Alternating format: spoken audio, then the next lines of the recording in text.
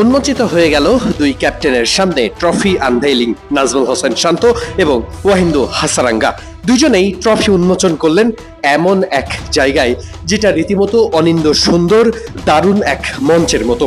সিলেটের চা বাগানে ঠিক স্টেডিয়াম ঘেঁষা লাকাতুরা টি স্টেটে এভাবেই টি-20 সিরিজের ট্রফি উন্মোচন করলেন বাংলাদেশ এবং নিউজিল্যান্ডের দু দলের ক্যাপ্টেন।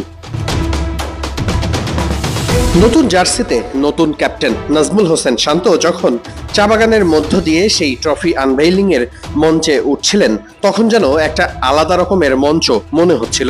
কেননা খুব সহসা এই ধরনের প্রস্তুতি দেখা যায় না সিলেটে। সিলেট আন্তর্জাতিক ক্রিকেট স্টেডিয়ামের পাশেই লাগোয়া এই লাকাতুরা টি স্টেটে এবার আন্তর্জাতিক সিরিজের ট্রফি উন্মোচন, যেটা যেন আলাদা একটা বার্তা দিয়েছে। দেশের সংস্কৃতি, দেশের আঞ্চলিক ট্যুরিজম সবকিছুকেই তুলে ধরার সর্বোচ্চ চেষ্টা করছে বাংলাদেশ ক্রিকেট বোর্ড।